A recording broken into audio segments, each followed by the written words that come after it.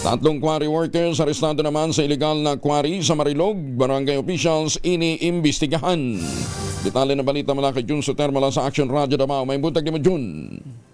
Mayong butag usab Kuyang Angel, tatlong quarry workers ang inaristo ng National Bureau of Investigation o NBI-11 sa isinagawang operasyon laban sa illegal quarrying sa Marilog District, Davao City. Isinagawang operasyon dakong alas 2 ng hapon sa Sitio Sala, Barangay Malamba, kung saan naabutan ng tatlong truck at backhoe drivers habang kumukuha ng mineral resources nang walang kaukulang otorisasyon. Isinagawang operasyon sabay pagtulungan ng matauhan ng Marilog Police Station at Mines and Geosciences Bureau of Region 11 matapos ang ilang buwang surveillance na isinagawa kasunod ng mga reklamo mula sa komunidad. Ayon kay NBI-11 Assistant Regional Director Gerald Entes na posibleng nakadaragdag sa matinding pagbaha sa mga urban area ng Davao City ang hindi kontroladong illegal quarrying sa mga ilog sa hinterlands. Formal lang sinampahan ng kaso ang tatlong inarestong driver dahil sa paglabag sa Section 103 o Thief of Minerals ng Republic Act 7942 o Philippine Mining Act of 1995. Ayon sa NBI, lumitaw sa kanilang paunang investigasyon ang pangalan ng tatlong barangay officials. Patuloy pang nangangalap ng testimonya at iba pang ebidensya ang mga investigador bago formal na ihain ang anumang karagdagang kaso. Ito si Jun Soter, DZRH. Una sa Pilipinas, una sa Pilipinas. Daghang salamat, Jun Soter.